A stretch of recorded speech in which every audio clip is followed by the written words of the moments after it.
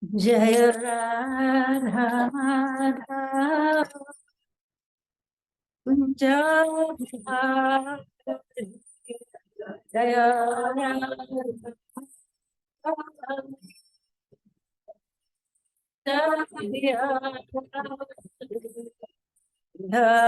Radha Madhava Bihari Jaya Radha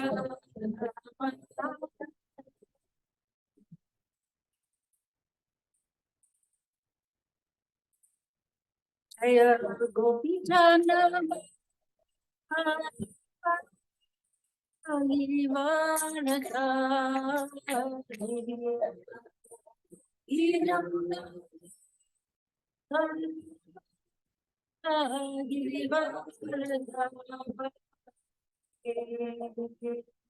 Yashodanandana Prajajana Yashodanandana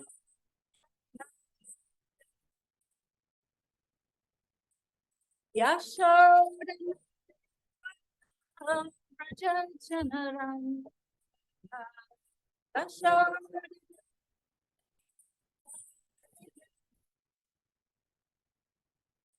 Yamuna Tira Mana Charira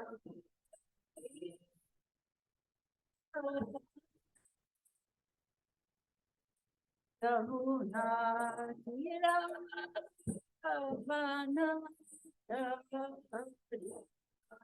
Charira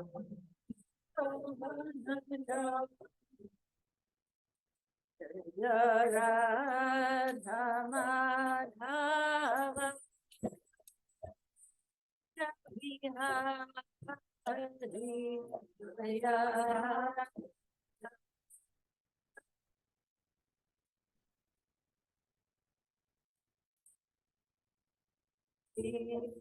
Hare Krishna, Hare Krishna, Krishna Krishna, Hare Hare,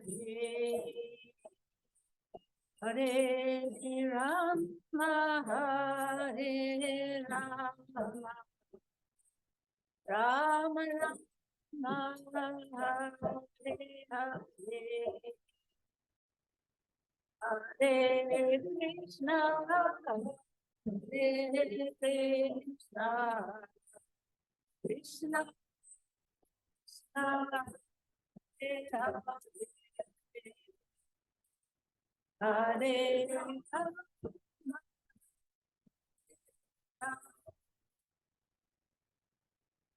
Rama,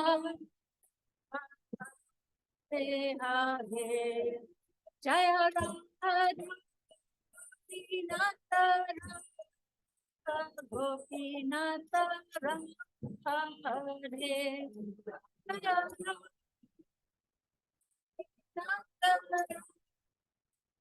Gopinath Rama Hare, Jaya Jagat Jaya Jagat Jaya Baladeva Jaya Subhadra Jaya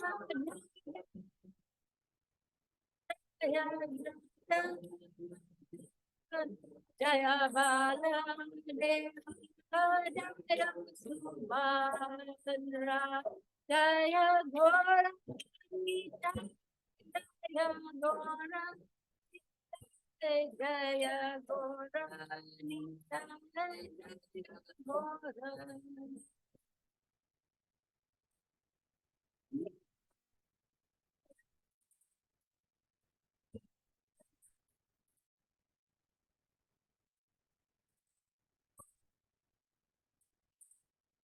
Prabhupada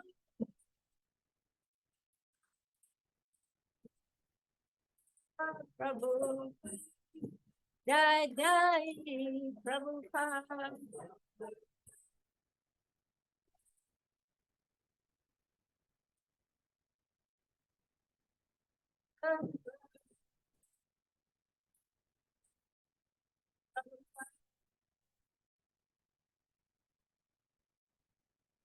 Ananta Lila Pravishta Om Vishnupad Paramhansa Parivrajakajarya Astatara Satashi Shima Shilabai Charnaravinda Bhakti Vedanta Goswami Maharaj Prabhupada Ki Jai Ananta Koti Vaishnavinda Ki Jai Namacharya Shila Haridas Thakur Ki Jai Brahmsakaho Shri Krishna Chaitanya Prabhu Nityananda Shri Advaita Gadadhar Shri Vasadi Gaur Bhaktavinda Ki Jai Shri Radha Krishna Gopinath Shama Kunda Radha Kundi Giri Govardhana Ki Jai Shri Vrindavan Mathur Dama Ki Jai Navadip Mayapur Dama Ki Jai Tulsi Devi Bhakti Devi Ki Jai Shri Radhadesh Dam Ki Jai Book Distribution Ki Jai Shri Harinam Sankirtan Ki Jai Shadam Distribution Ki Jai. All glories to the assembled devotees. All glories to the assembled devotees. All glories to the assembled devotees. All glories to Shri Guru and Shri Gauranga. All glories to Shri Prabhupada.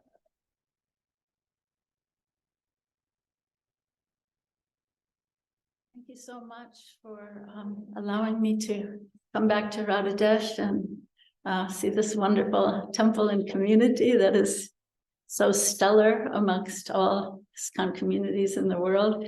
Every time we come, we see something new and wonderful and more fantastic. Like, for example, having a clock right on the speaker stand is, who thought of that? And having a little tray, whenever I ever give a class, I always invariably knock the water over if somebody brings me water. So to have like a little tray that pulls out for the water, who thought of that? And then I particularly love, I guess Shamananda Prabhu did this, the sign by the shoes that says, out of respect, we take our shoes off before entering the temple, and out of more respect, we put them on the rack. So I immediately sent a picture of that to Ananda Vrindavan, who's our amazing temple president in Washington, D.C. So thank you for leading the world community and all the details of love. Actually, it said, sometimes in the material world, people say the devil is in the details, right? But we say love is in the details. So thank you for your love. So today we're reading from Sri Caitanya Caritamrita, and I'll begin by chanting Jaya Jaya Sri Caitanya Jaya Nityananda, Jaya Jaya Sri Caitanya Jaya Nityananda, Jaya Dvaita Chandra Jaya Gora Bhaktavinda, Jaya Jaya Gora Bhaktavinda. So let me read this verse in purport. This is Adi Lila, chapter 1, text number 47. Siksha Guru Keta Jani Krishna Raswarupa.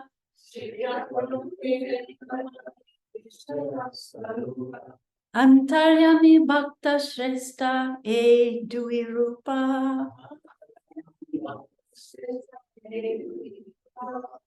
Siksha Guru Keta Jani Krishna Raswarupa. Krishna Raswarupa. Antaryami Bhakta Shrestha E Dui Rupa.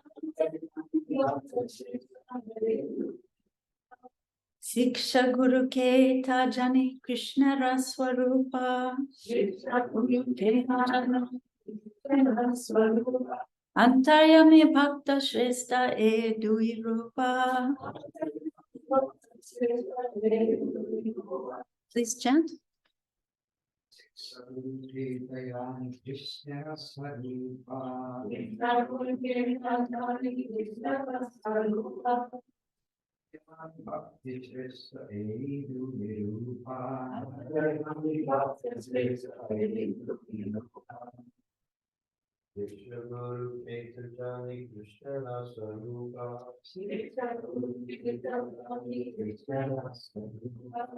Antaryami Bhakta Shrestha E Dui Rupa.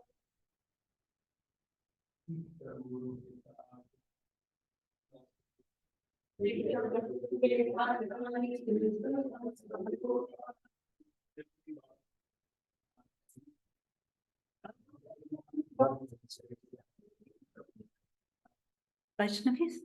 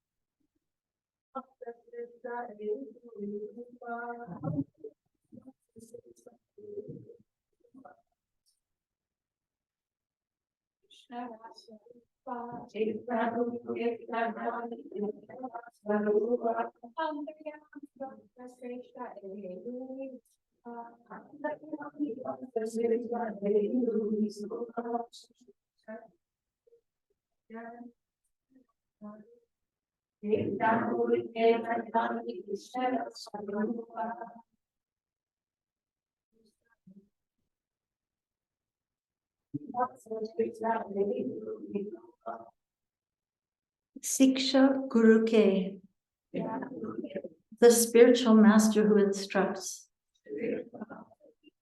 Ta, indeed, Jani, I know, Vishnara, of Krishna, Swarupa, the direct representative,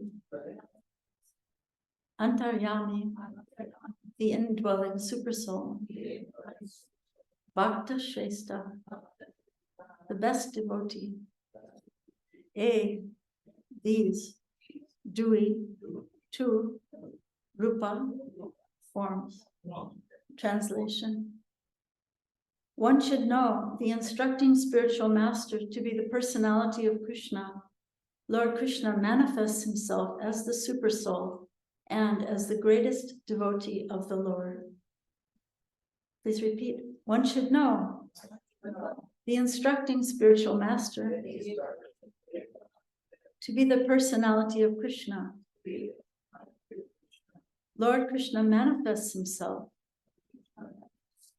as the supersoul and as the greatest devotee of the Lord.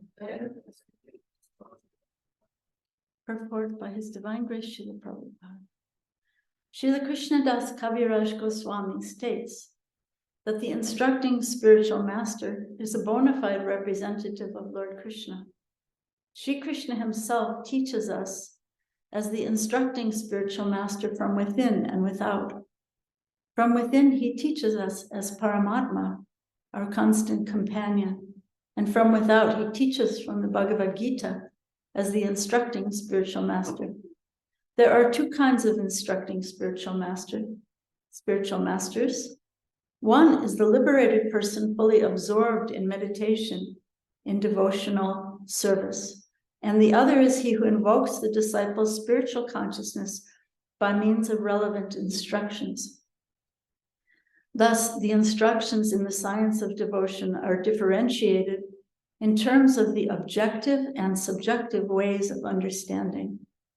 The Acharya, in the true sense of the term, who is authorized to deliver Krishna, enriches the disciple with full spiritual knowledge and thus awakens him to the activities of devotional service. When by learning from the self-realized spiritual master, one actually engages himself in the service of Lord Vishnu, functional devotional service begins. The procedures of this devotional service are known as abhideya, or actions one is duty-bound to perform. Our only shelter is the Supreme Lord, and one who teaches how to approach Krishna is the functioning form of the personality of Godhead. There is no difference between the shelter-giving Supreme Lord and the initiating and instructing spiritual masters. If one foolishly discriminates between them, he commits an offense in the discharge of devotional service.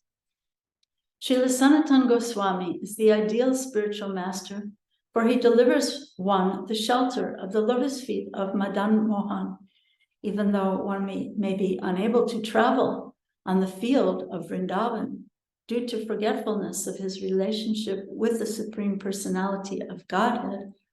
He can get benefits by the mercy of Sanatana Goswami. Shri Govindaji acts exactly like the Siksha Guru, instructing spiritual master by teaching Arjuna the Bhagavad Gita. He is the original preceptor, for he gives us instructions and an opportunity to serve him. The initiating spiritual master is a personal manifestation of Srila Madan Mohan Vigraha, whereas the instructing spiritual master is a personal representative of Srila Govindadev Vigraha. Both of these deities are worshipped at Vrindavan. Srila Gopinath is the ultimate attraction in spiritual realization.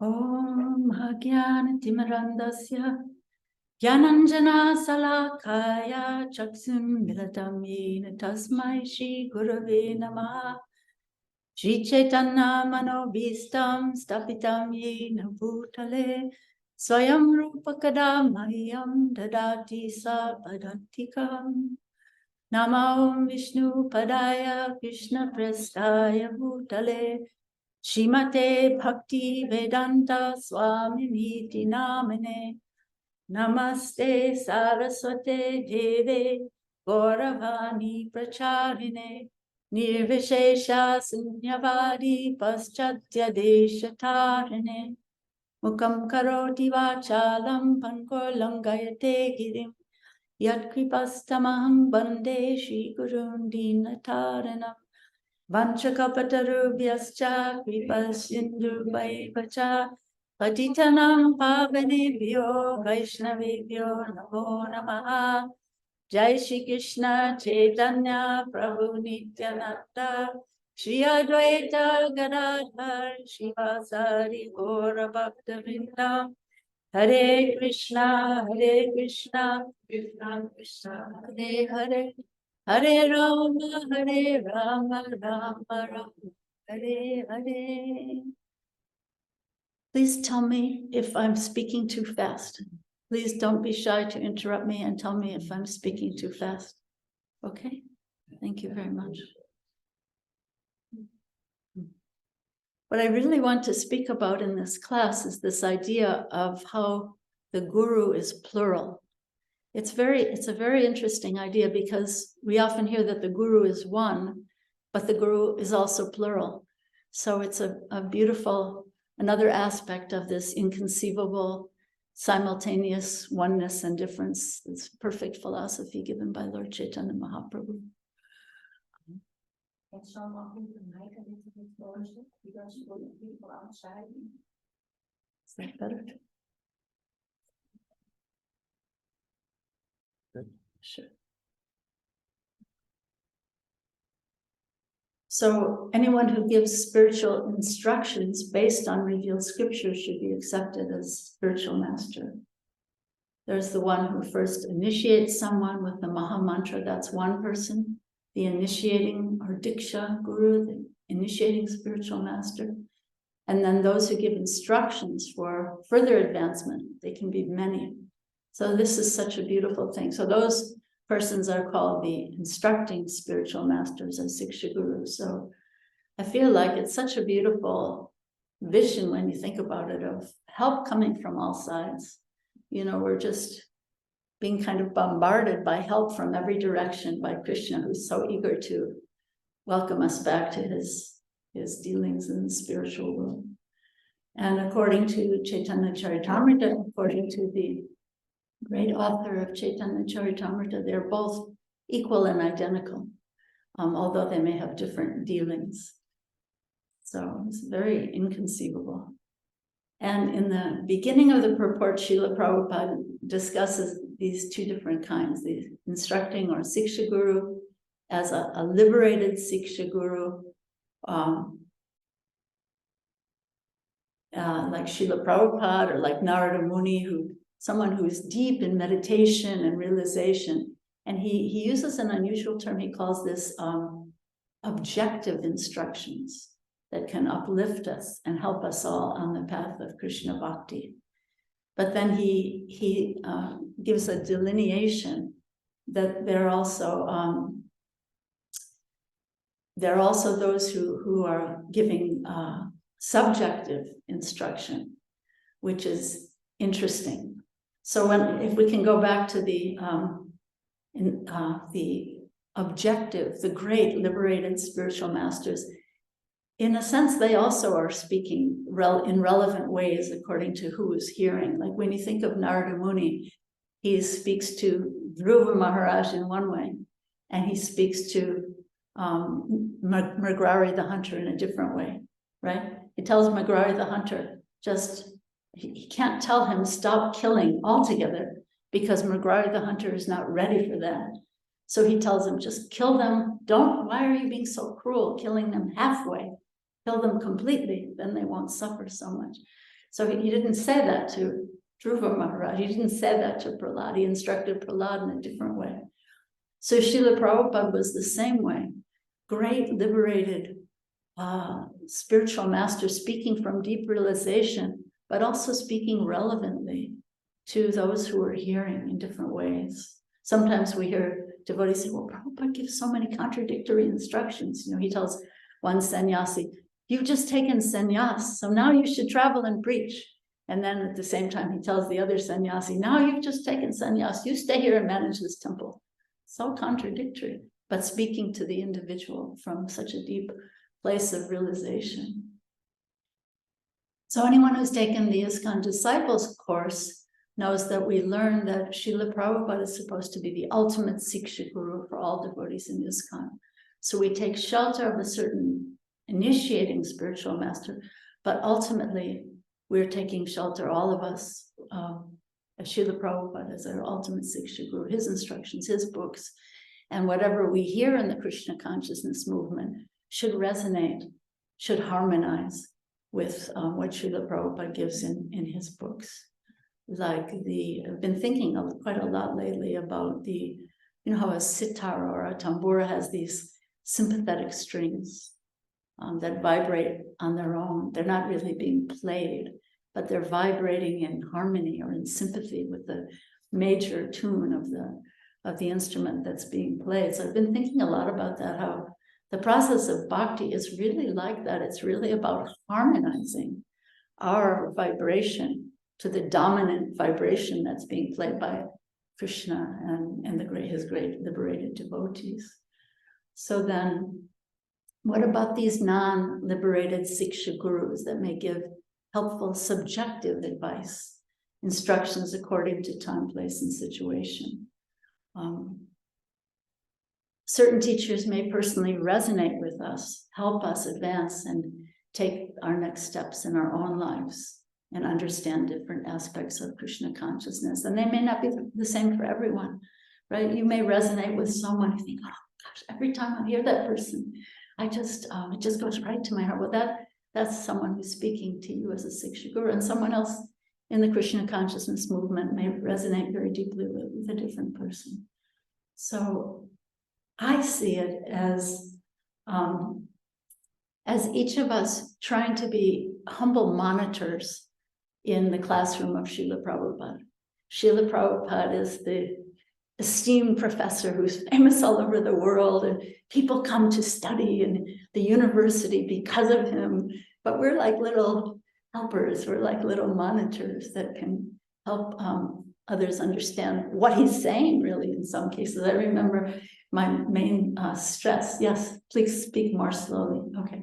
I remember one of I was feeling very stressed when I was first hearing from Srila Prabhupada, because I was thinking that, wow, now I found my spiritual master, but I can't understand anything he's saying. I couldn't understand his accent, and so yeah, we have helpers all around us who can help us understand what Srila Prabhupada's saying, or his accent, or his very sophisticated concepts. These verses in this first chapter of Caitanya Caritamrita Adi Lila are all unpacking the very first verse of Caitanya Caritamrita. And this is how Krishna Das Kaviraj Goswami writes this voluminous book. He takes a chapter to unpack each of the initial foundational verses. So this verse that we're reading today is one of the verses in this chapter explaining that first verse. And that first verse is Vande Gurun Isha Bhaktan Ishan Isha Vatarakan Tat Prakasha Chatat Shakti Krishna Chaitanya Sangyakam.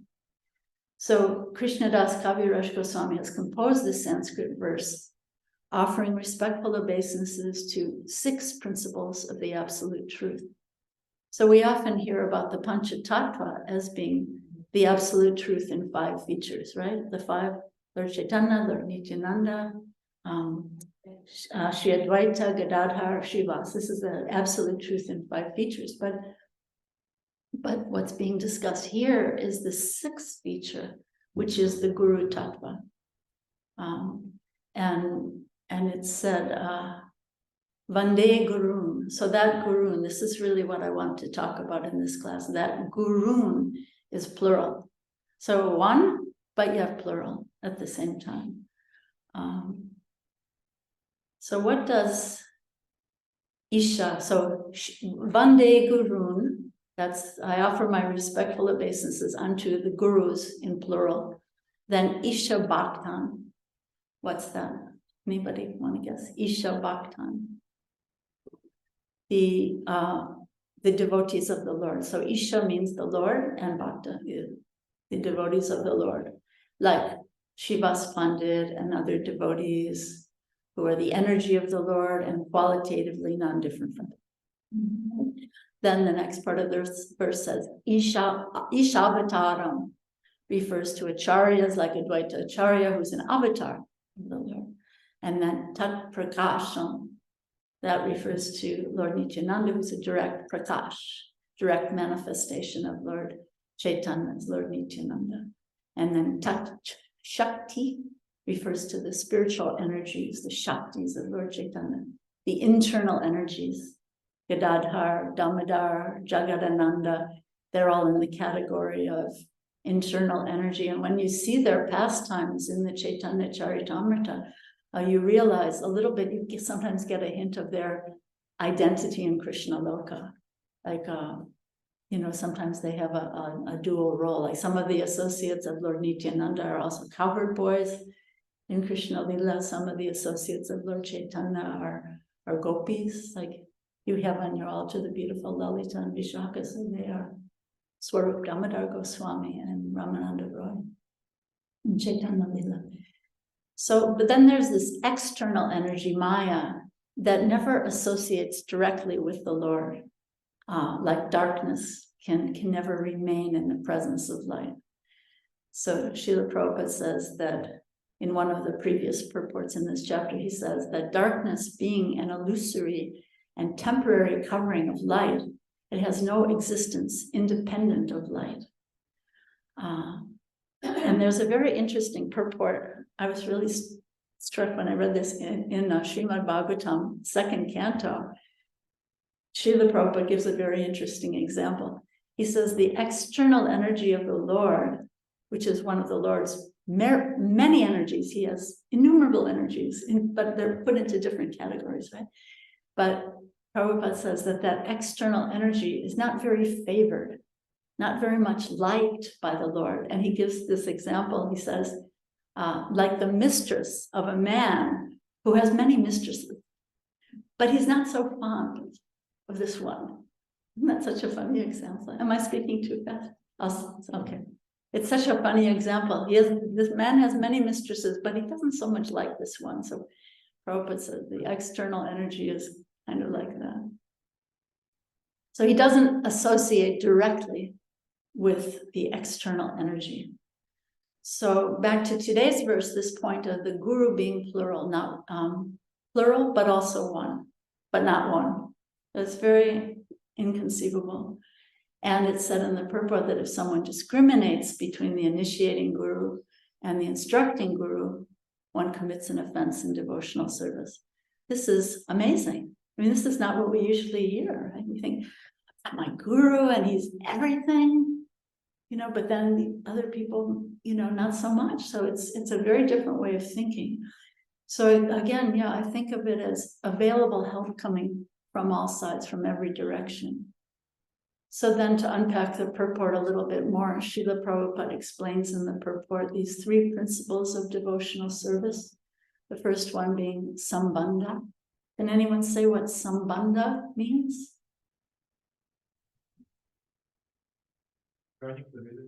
Joining together, sambandha. Yeah, joining, literally, sambandha. So making the relationship, right? Changing our relationship from our material conditioning relationship with our material mind, body, and senses to make a relationship now with Krishna. So taking shelter of the spiritual master who's this sambandha relationship, making the relationship is represented by Sanatana Goswami and the Madan Mohan deity. So Madan Mohan, what does Madan Mohan mean?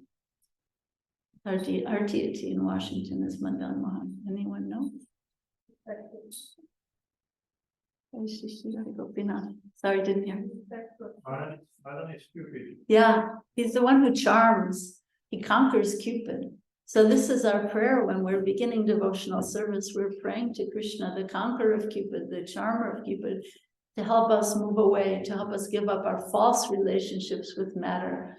I'm so, entangled with matter. And so, and I think of myself as an enjoyer of matter. So our lust of trying to control and dominate and enjoy the material energy. So we're trying to come away from that and realize that we're eternal. We have an eternal relationship as servants of Krishna. And this concept is explained in the 15th verse of Caitanya Caritamrita that says, this is a very stunning verse. I always thought this verse was so beautiful. Jayatam Surato Pangor. So Pangor means someone who's lame. They can't walk by themselves. I'm lame. Krishna Das Kaviraj Goswami saying, I'm lame. Jayatam Surato Pangor. Someone who can't move independently by their own strength, lame. Mama Manda Mater Gati, that you are the goal, but it refers to us. We're less intelligent and we're so absorbed in materialistic activities, but my goal is you, my dear Radha Madan Mohan. Matsarva Svapadam Boja, Shri Radha Madana Mohana. Glory to the all-merciful Radha and Madana Mohana. I am lame and ill-advised, yet they are my ill-advised. What does that mean? What does it mean by ill-advised? Anybody want to say? Ill-advised. I'm ill-advised. Yes. Yeah, taking instructions from the wrong place, from the wrong people, namely, in particular, my own mind and senses, right? Like my chariot's going off that cliff because my senses are wild, right? So, I wanted to mention that it's interesting. Our deity in Washington, D.C., his name is Madan Mohan, Radha Madan Mohan. He was actually the first deity in ISKCON because he was on the altar at 26 2nd Avenue. And he was just sort of up high. He was purchased or donated, I think donated by this one man who had a shop. And he was sort of up high and nobody really worshipped him. He was very beautiful and blackish. And what I remember from being there is that everyone would be sitting down taking prasadam and then someone would say, to close the curtains. They at least knew they were supposed to close the curtains, So someone would like lick their fingers and get up and close the curtains. But that was kind of, but he was there, Madan Mohan was there to help us take a new kind of advice from our lame and ill-advised position. So, yeah, there's an amazing verse that Prabhupada often quotes, Kamadina Katida Durnidesha, that for so long, I've been following the ill advice of my own lust, and now I'm trying to take shelter of you, Krishna.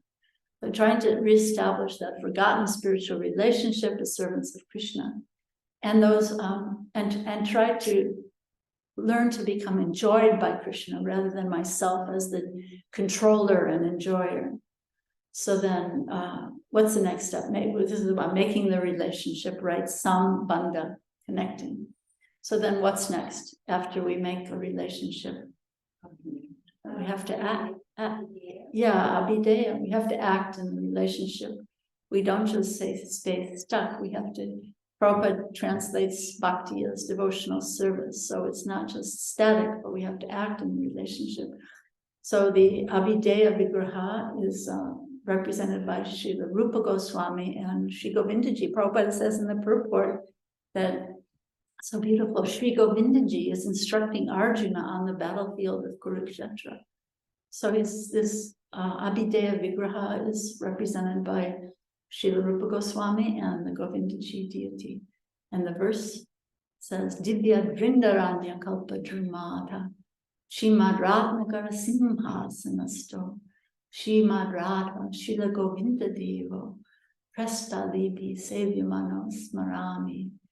In a temple of jewels in Vrindavan, underneath a desire tree, Shri Radha Govinda, served by their most confidential associates, sit upon an effulgent throne. I offer my humble obeisances unto them. So yeah, this idea of service, we have to act. Devotional service means love in action. It's not some vague idea of love. I remember once seeing an article in some yoga magazine, and it was about bhakti, some concocted idea of bhakti, and there was this picture of this beautiful lady with long hair, and there's sort of these suns and moons and stars falling down on her long hair and coming from nothing and no one and nowhere, you know, very impersonal. And it kind of looked like a shampoo commercial. You know? So it's like bhakti coming from nowhere, coming from no one.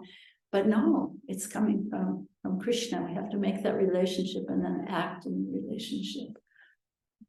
So I would say that the process of bhakti or Krishna consciousness is meant to be both internal and external, both spiritual and religious. Sometimes we hear this dichotomy, I'm spiritual, I'm not religious, but actually Krishna consciousness is meant to be both. We have so many rituals that are not empty, they're meaningful, and we perform them, try to perform them with intention. So religious, but also spiritual.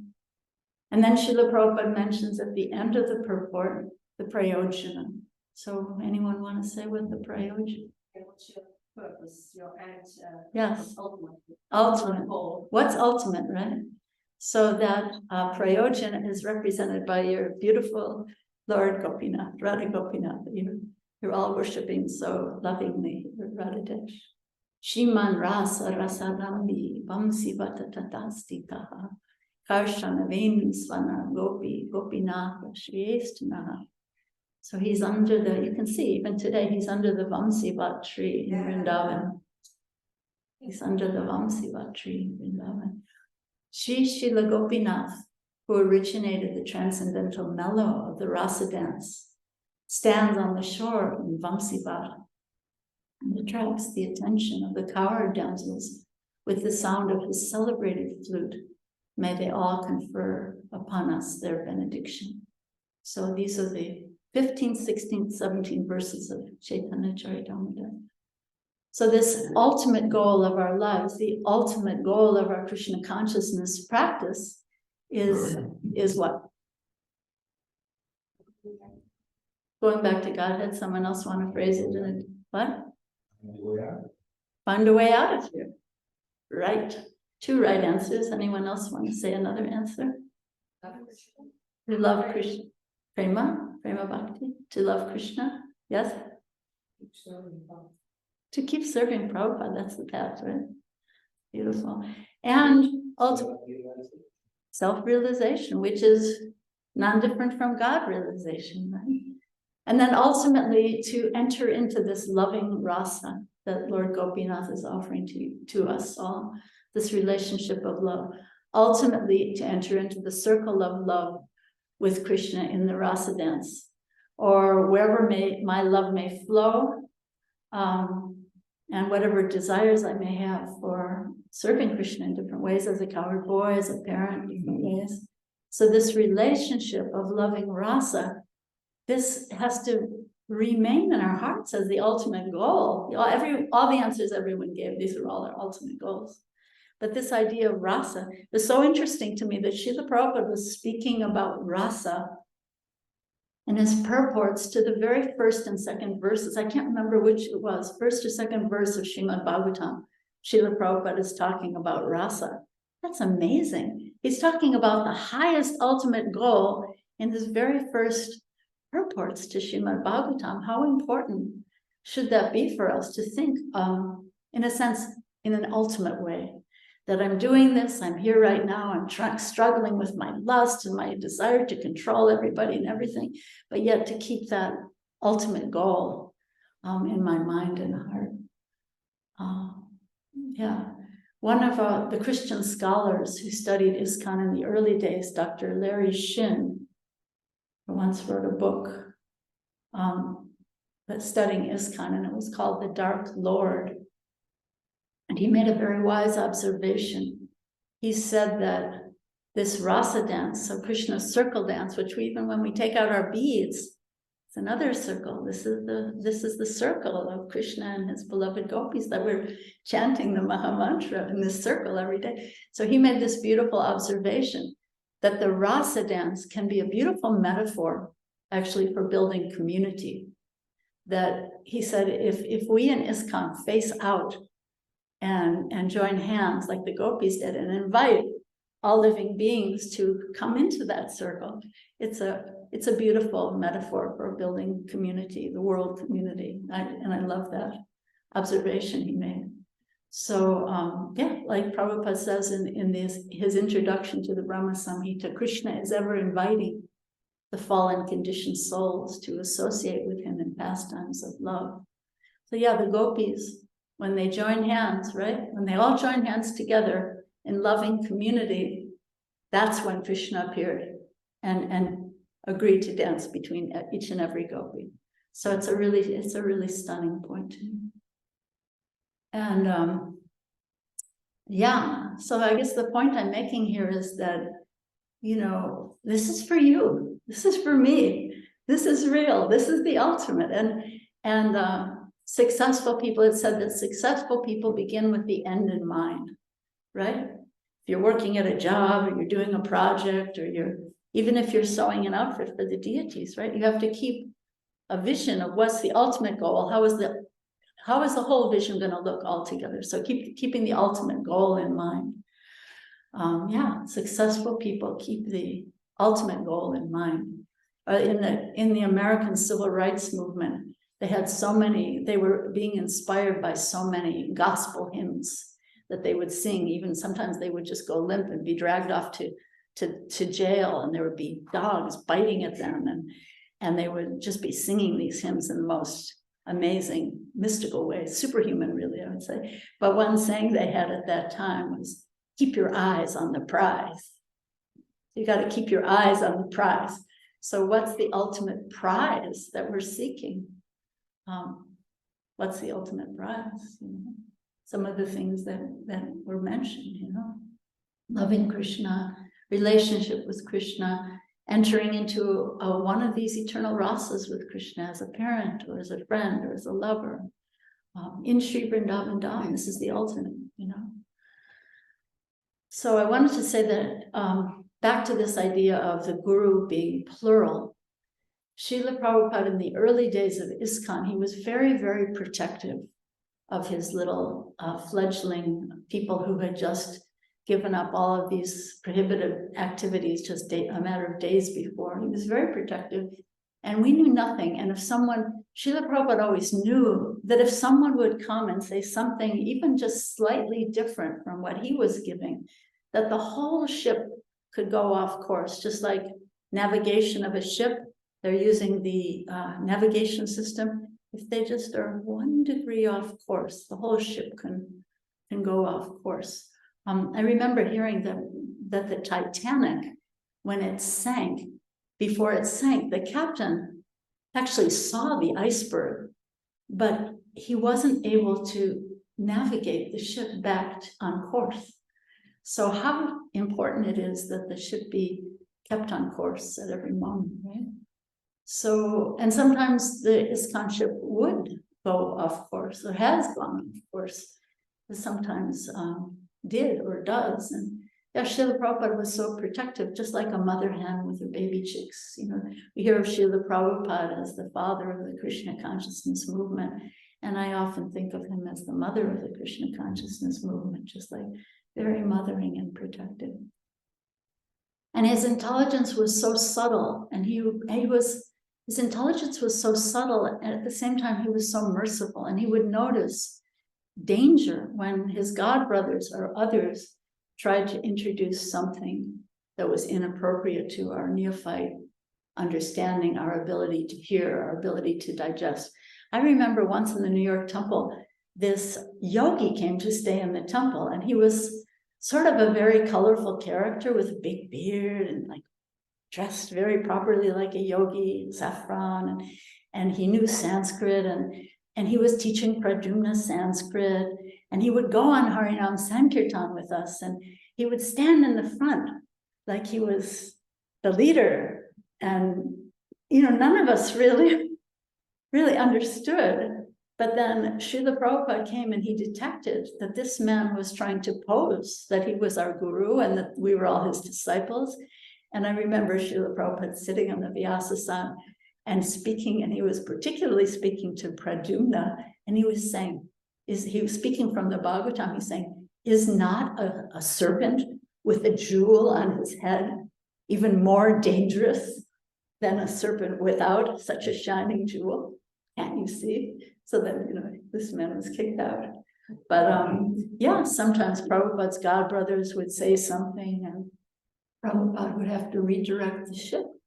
So we have to be so careful. Srila Prabhupada was so careful in guiding us in the beginning as the one guru, because he was our only guru at that time, So being so careful, what goes in the ear, what goes in the mouth? Can I digest it? Like, I may hear something, but can I really digest it, right? And is it appropriate for my ability to gradually understand more and more? So here's a subtle example. This is an example of what I'm talking about that was given in the Srila Prabhupada Lilamrita by Satsrupa Maharaj. Srila Prabhupada was in Hawaii, and he was detecting that there was some poison coming in from his godbrothers. And some of his early disciples, some of them very intellectual, very learned in what he'd been teaching, but very brilliant people, were beginning to hear from these different other voices. So here's Srila Prabhupada in Hawaii, and Govinda Dasi, who was, talk about being motherly, she was like Prabhupada's little mother, always fussing over him all the time, Once Prabhupada said, Govinda, she was always sick, and she was always bundled up in a big, like a Alaskan kind of a hood, because she was always cold and sick. And Prabhupada once said, Govinda Dasi will be sick even in Vaikuntha. So about Govinda Dasi, Srila Prabhupada said, Govinda Dasi will be sick even in Vaikuntha, because she was always sickly, but she was always, she and her husband Gorshundar were Prabhupada's first secretaries. So Prabhupada's first secretary was a woman. Mostly it was her. He was, also helping. But so Govinda Dasi asked Srila Prabhupada if he could stay longer there with them in Hawaii. And Srila Prabhupada asked her husband, and this is in the Lilamrita, and he said, well, I have to consult. I have to consult. Consult who? Consult with whom, right? So this is Prabhupada could detect that there's some other voices, very subtle, I have to consult who? So yeah, this is the mission of Srila Prabhupada. Who do you have to consult, right? So then there are other stories that are interesting, kind of in the same or similar vein or with similar lessons. So after Srila Prabhupada had his stroke in New York, he went to San Francisco. The devotees felt like they got him a little house at Stinson Beach, and they thought maybe being by the seashore that he would recover, but it was very cold and rainy, and so he felt he needed to go back to India to recover. And so there's a beautiful story of Mukunda Maharaj. Maybe you've heard this story, because practically these early devotees were just like babes in the woods, and so Mukunda Maharaj, out of his dedication to his love for Srila Prabhupada, he was just feeling so lost, like, if Prabhupada leaves, what if he passes away? We'll be just so lost. So out of his love, he said, at that time it was Swamiji, after you're gone, you go away to India, or if you pass away, if we lose you, is there any one of your god brothers who could come and help us? And Srila Prabhupada became so quiet, so silent, so thoughtful. And he just kind of responded by saying, my Guru Maharaj, he was not an ordinary person. He saved me. So again, speaking in such a subtle way, but instructing that Srila Prabhupada is not an ordinary person. He's not just another one, even of his god brothers, you know. So Mukunda Maharaj realized, he wasn't Maharaj at that time, but he realized how inappropriate his question was, and how extraordinary and irreplaceable Srila Prabhupada was, and how Srila Prabhupada was without any pride. But then there's a similar story.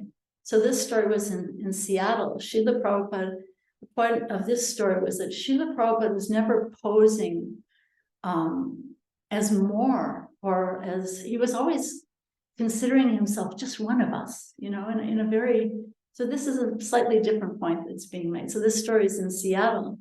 So some new person was, this is on a walk in Seattle, this new person asked Srila Prabhupada, they're walking around this lake, and this new person asks, are there any others like you out there? Any others like you? And Prabhupada turns to this early disciple, Upendra, who was the president of the Seattle temple at that time, and he says, how many of us are there now? About 50? About 50. So, you know, he was so egoless, and so, you know, but yet his position was always so extraordinary. And devotees who served him personally, like Harisari Prabhu writes that, that whenever they were there with Srila Prabhupada, he was so exalted, but they never had any feeling from Srila Prabhupada that he ever felt that he was any better than they were. So such an extraordinary spiritual purity without any trace of pride or ego. And yeah, so my point here is that at that time, there was one Srila Prabhupada who came, and he had to be so protective that other voices didn't come in to say something that would deviate us. But at this point in the ISKCON history, we have so many books from Srila Prabhupada and his followers, so many exalted followers of Srila Prabhupada who delved so deeply into his teachings. So we have authentic followers of this great Guru. And again, Guru in plural. Vande Gurun Isha Bhaktan. So this idea of the Guru being plural. So we may have one Diksha Guru, but we have all around us a wealth of Siksha Gurus, Gurus in plural, helping us to go deeper and understand this, what I would say is a many-faceted jewel of Krishna Bhakti that we can see and understand from many different angles of vision.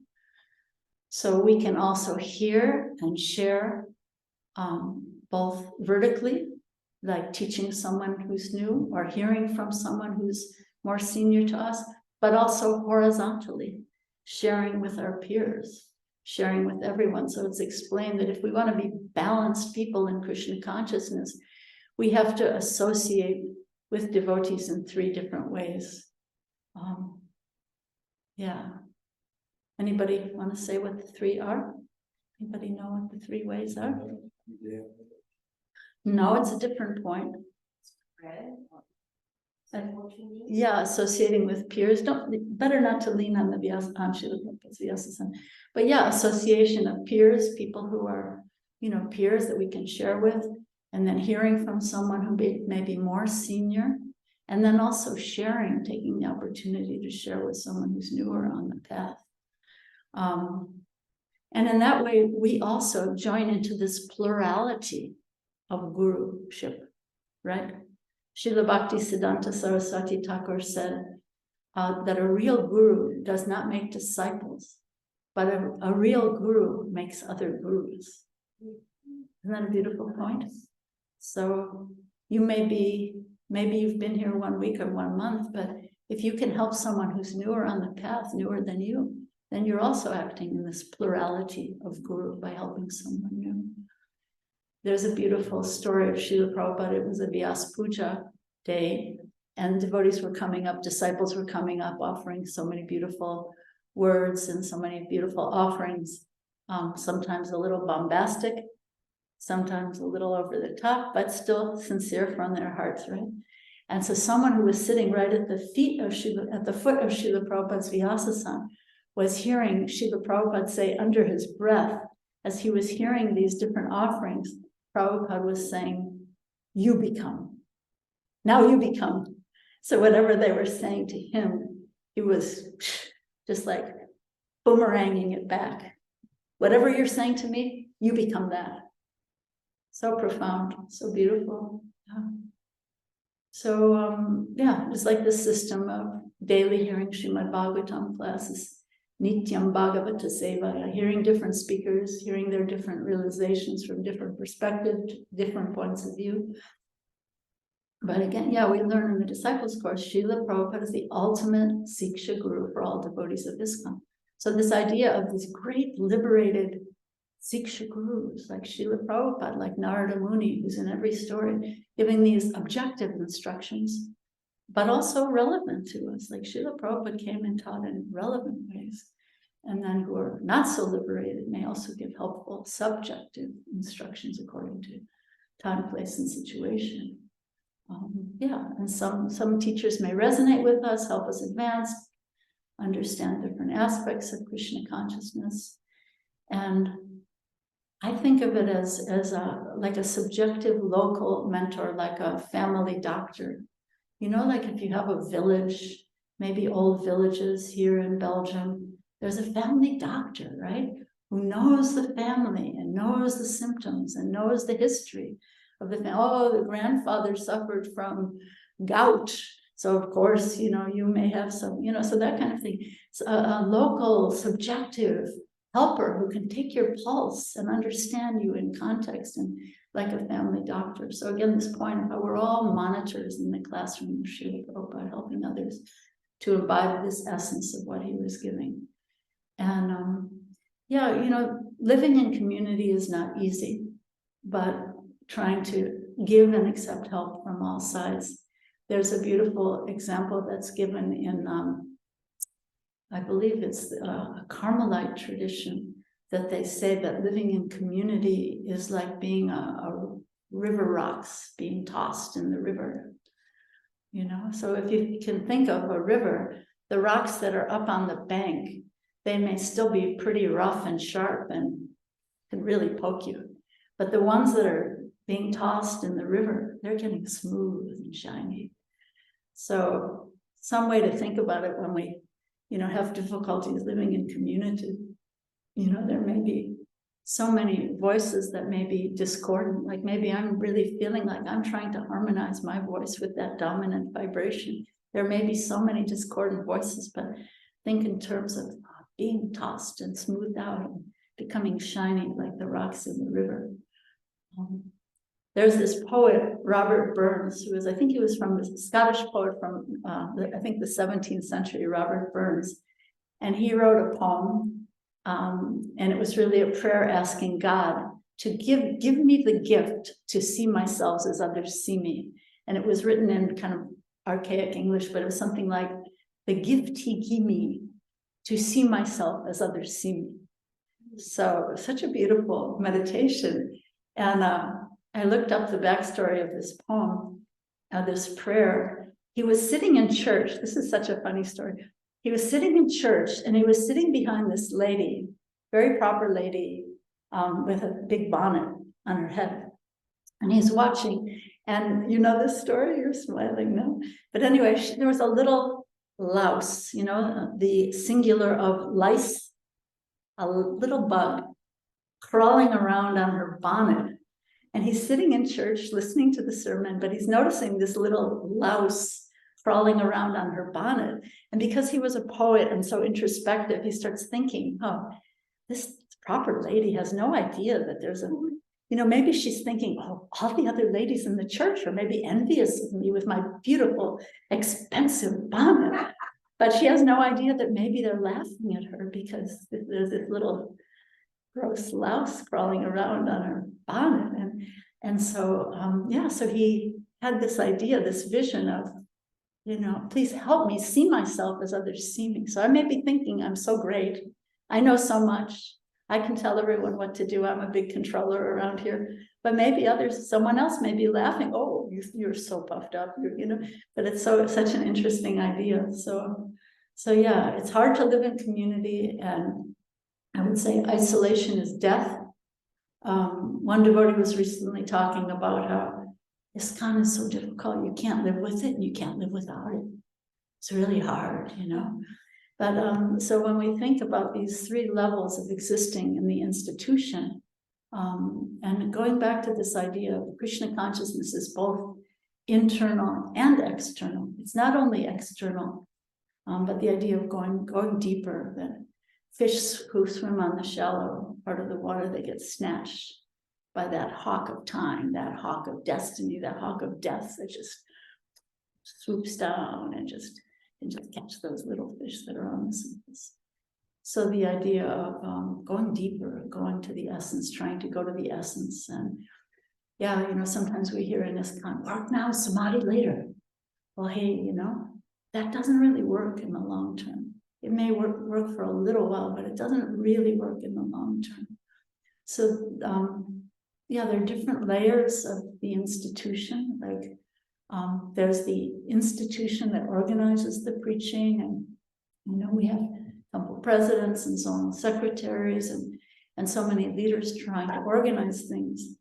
So that's kind of one level, the institutional level. But then there's a second, deeper level, which is these 5 powerful processes of bhakti, associating with devotees, chanting the holy name, hearing Srimad Bhagavatam, worshiping the deities, going to holy places. So those 5 processes exist on a deeper level. But then there's an even deeper level when we really are keeping the eyes on the prize, like thinking of that ultimate. What is my ultimate goal here? Why did I come here?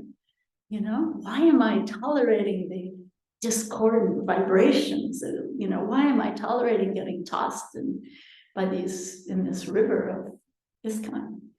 So yeah, so when we pray to Lord Gopinath, we pray to get a glimpse, right, of Krishna's world and how he's extending himself to us in so many ways to give us access, to pull us closer, his name, form, qualities, pastimes.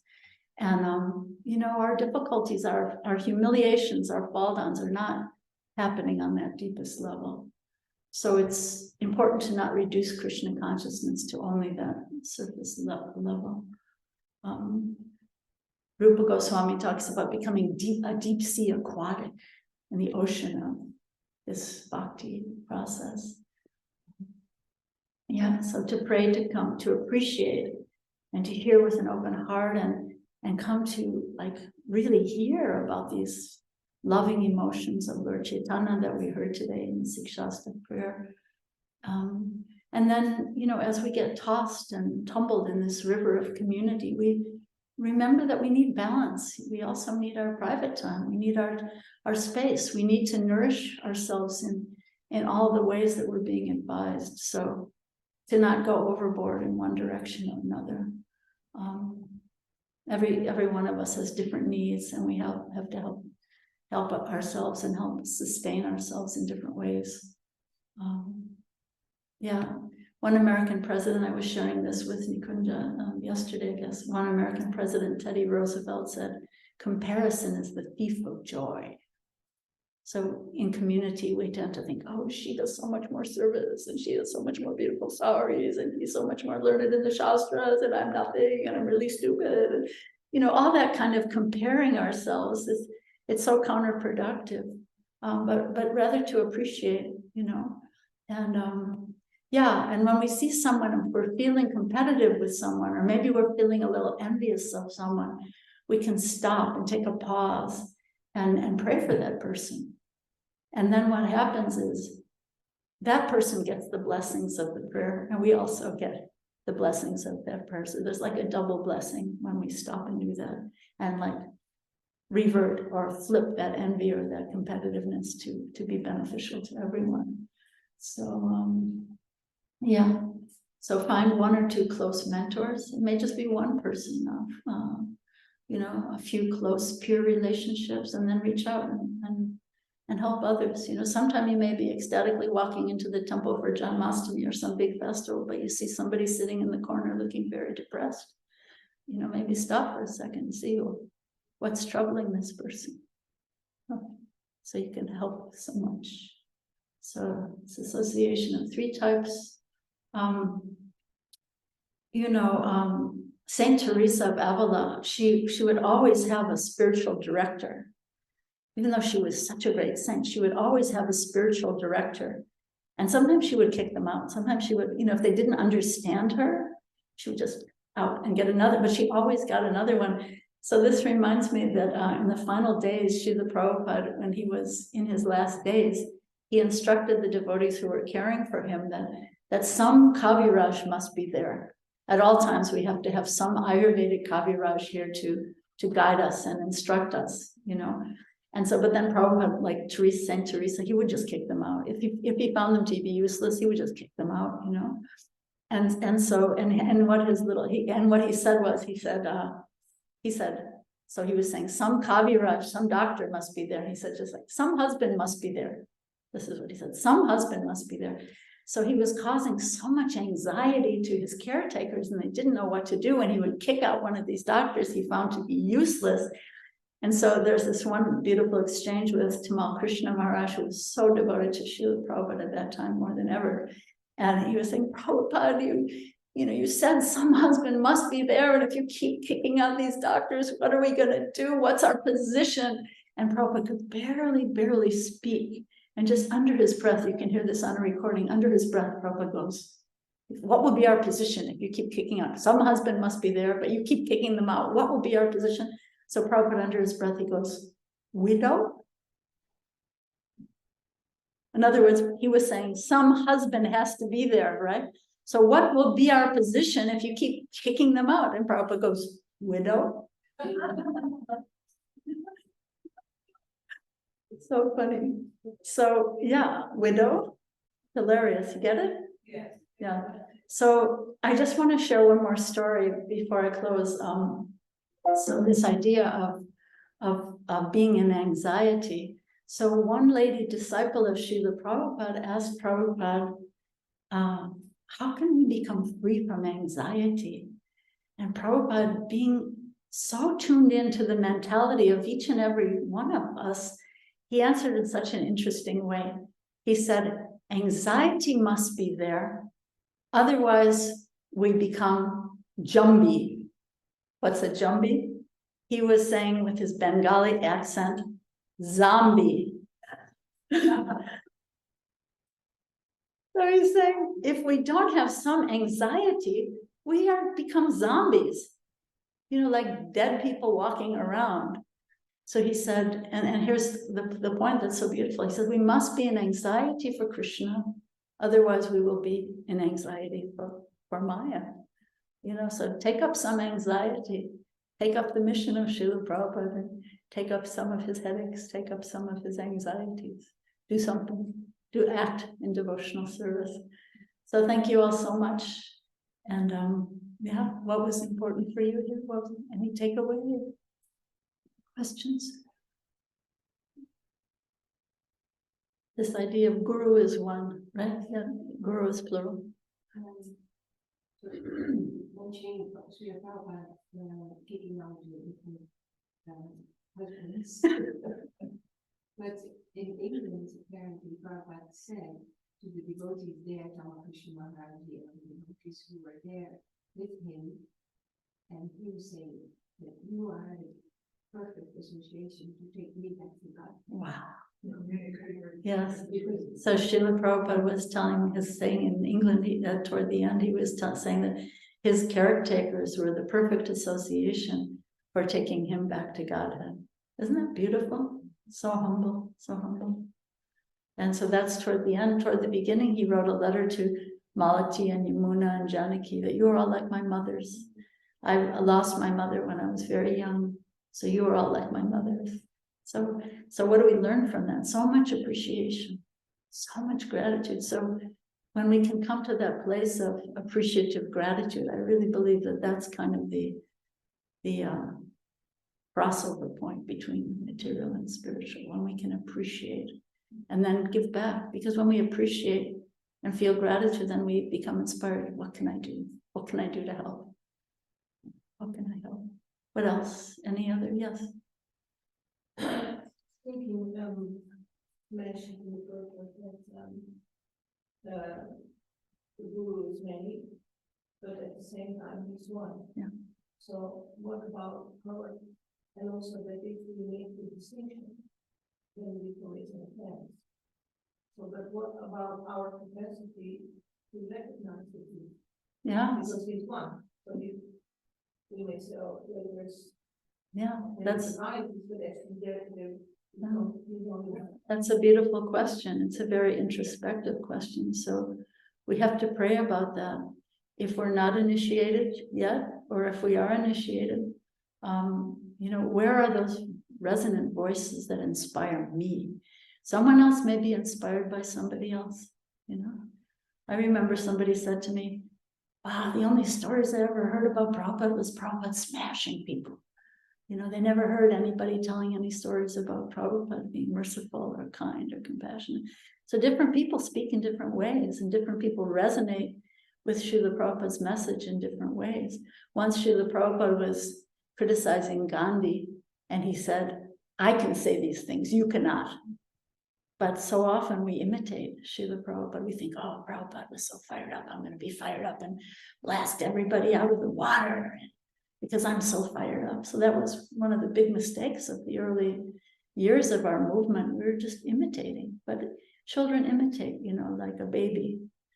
Baby's being held by the mother, and then the baby learns to imitate, and the baby saying, Mama, Dada. The parents, eat that Prabhupada. I'm just hearing, but the parents are so excited, so. This is a fault of immature people when we imitate. So yeah, to pray about that. Where are those voices that will really speak to my heart? If you're already initiated, you have a relationship, but there are so many gurus in plural, Siksha gurus all around us that we can hear from. Sometimes the newest person in the temple can give a very deep instruction. Srila Prabhupada heard from a librarian. People throw magazines away. You should write books. He took that as coming from his spiritual master. He's just an ordinary librarian.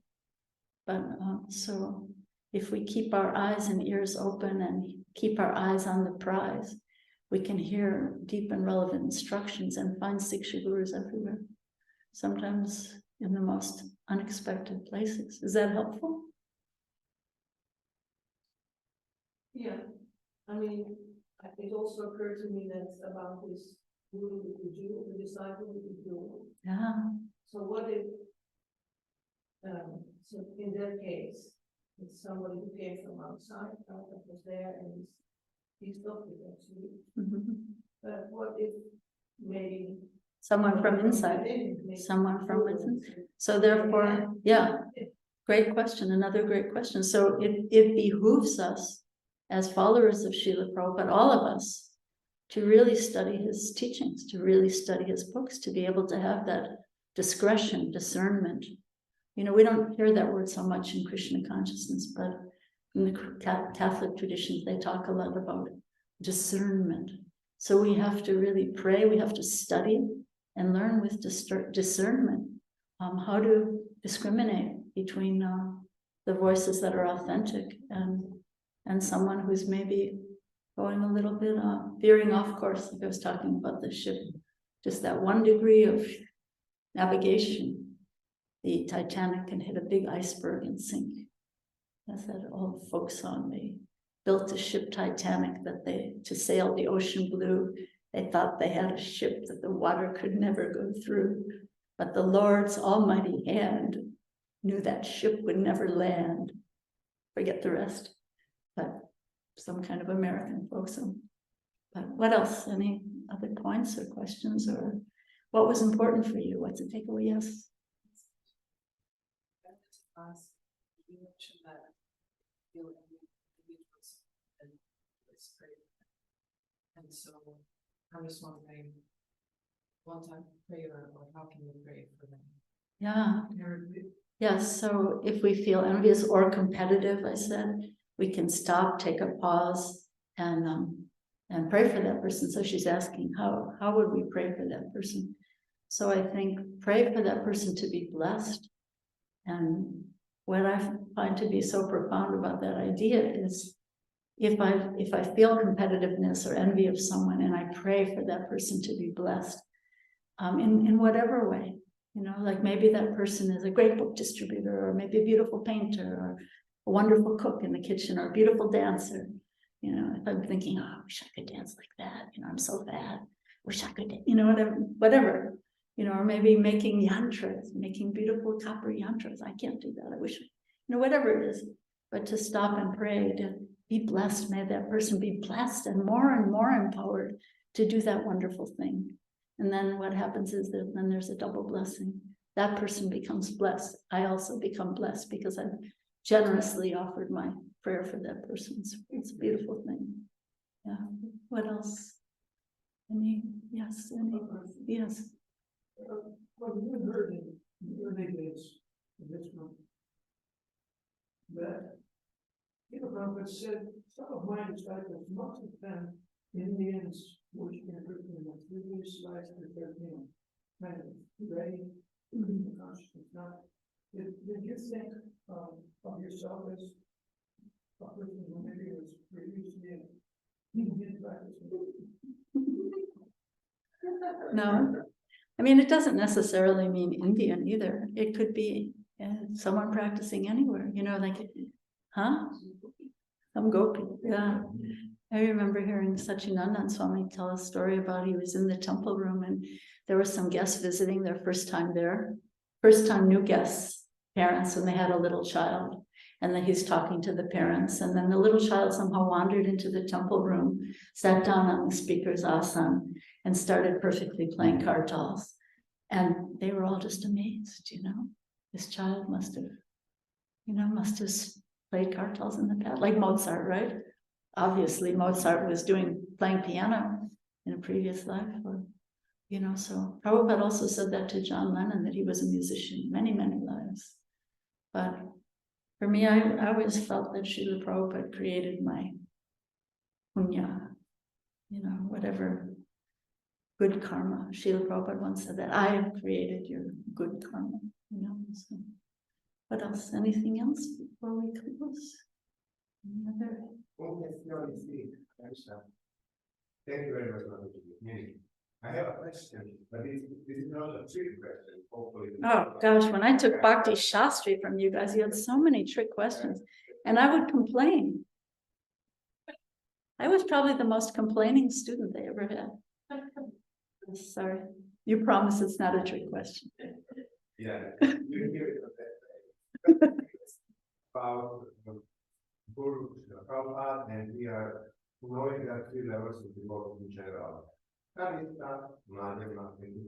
So, question is, how Kanishta, how Madhya, and how Prabhupada are going to be teaching Kalita? And also, how he or she sees other values. Yeah. Well, so you're asking about an Uttama, or you're asking about 3 levels. Okay, so a Kanishta person is only seeing in the most small-minded way and seeing, Krishna's here in this temple, and as soon as I go out, I'm on my own. I can do anything I please. I can break all the principles because Krishna is only in the temple, or only in the church, or only in my church, or whatever. And then, and then some people, the flip side of that, who are also Kanishta Adhikaris, I think God is everywhere. I don't need to go to any temple. Why should I go to a temple? So these are Kanishta ideas, neophyte ways of thinking. And then a Madhya person is always trying to offer respect and seeing and trying to recognize others on the spiritual path, right? How to see Prabhupada? How to see Prabhupada? Is that your question? Yeah, so, we have to, yeah. But I can say for myself, I think many of us were attracted by Srila Prabhupada because he wasn't speaking like that about other religions. He wasn't saying his path was the only way, you know, like he was in Australia and they asked him, what do you think of Jesus Christ? And he folded his hands and said, oh, Jesus Christ, he is our guru. So I think it was a very refreshing perspective for new people who came, that Prabhupada was recognizing the authenticity of other authentic teachers. So, yeah, that's beautiful vision. And then Uttamadakari, they see everyone as serving Krishna more than me. You know, I'm just a beginner. Everyone's doing more than me. Everyone's seeing more clearly than me. That's the Krishnadas Kaviraj in the Caitanya Caritamrita. You know, if anyone remembers my name, they'll be doomed. You know, I mean, what a vision. So I think we have to try to gradually progress. And you know, we see when people are criticizing, backbiting, gossiping on the internet, this is a sign that people haven't made advancement. They haven't really understood sadhu sangha. And that's very crippling. You know, when devotees, like we have this process, ado shraddha to sadhu sangha, bhajana kriya, and then coming to nista, coming to ruchi, first anartha nivriti, giving up unwanted things. So we cripple ourselves when we don't know how to properly associate with devotees. We're just criticizing, gossiping, backbiting, going on the internet, sharing our unwanted opinions on this, that, and the other thing. That's a symptom of a neophyte, you know. And they can't, and that pride cripples us. We can't go further. We can't go further along the process because we're so encumbered by false pride. It's such big rocks I'm carrying, you know. Talk about rocks in the river. Well, I'm carrying the hard ones. Do you think it is possible to absolutely get out of neophyteship or get out of secondary devoteeship? Or is it possible that we have thermal qualifications next to neophyte qualifications all the time, all the time? Well, ultimately, we're all, you know, we have that essence of pure devotion in our hearts, but it has to be uncovered, like, you know, like filing. How do they make a diamond? They have to polish the diamond, right? So we have to polish our hearts. That's Lord Chaitanya's process, Chaita Darpana Marjana. The heart has to be polished to uncover the diamond. The diamond in the rough just looks like a black coal. Sometimes Prabhupada said trying to make disciples of us was like washing coal. You know, you washing coal, is more and more black just keeps coming out. You know, more and more black just keeps coming out. But yeah, that's intrinsic in all of us. But we have to learn. We have to sharpen the saw. We have to polish the diamond in order to make. One is, will we ever get rid of one of these aspects? Like we always have a little bit the child in us, as the adult in us, as the old person in us. They'll feel constantly. Yeah, there's the innocence of a child that we all want to be able to see with a sense of wonder, but then there's the childish behaviors that we have to give up. So there's a difference between childlike and childish. And I would say, I mean, the best answer that occurs to me is that Krishna consciousness, have you heard this before, that Krishna consciousness is caught more than it's taught? So try to catch it. You know, you see someone who has that contagious disease of pure loving devotion, try to catch that. We want to avoid catching COVID, right? But we should try catching pure bhakti from someone who has it. So how do we catch it? By hearing. We associate by hearing, or sometimes the person who is doing the most simple service in the temple, sweeping the floor, may be the most advanced person in the temple. You never know. You know, so try to catch that contagious disease. Good. Anything else? Yeah, but I don't know if I followed that one. So you mentioned the point of anxiety, and we have to use our anxiety for Krishna. So it reminds me of my guru. They always mention it to us: do something for Krishna, do something unique for Krishna. And now I'm thinking maybe unique means something which is not normal, but full of anxiety. I try to understand what this unique is, and I now relate to something which gives me some anxiety. Well, I think we have to be balanced people also. So one point is, if we don't take on some anxiety for Krishna, we will have anxiety for the material life.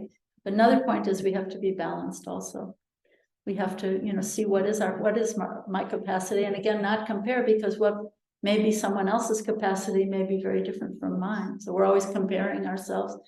But then the idea of unique is, well, pray about it. What comes out of your heart? What would you like to do?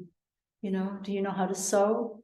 Do you know how to distribute books? Do you know how, something from your heart that you can authentically offer to Krishna, which may be different from other people. So thank you. Well, thank you all so much. Thank you for just being here. Yes. Yeah, but we tend to think in an impersonal, homogeneous way. We're all just going to go to the Brahma Jyoti and be homogeneous, impersonal, and treat each other in impersonal ways and be impersonal and just sort of merge into ignominy and be lost. But actually, our sacred individuality, that's what we have to offer to Krishna. Thank you. That's beautiful. Thank you all so much. Hare Krishna.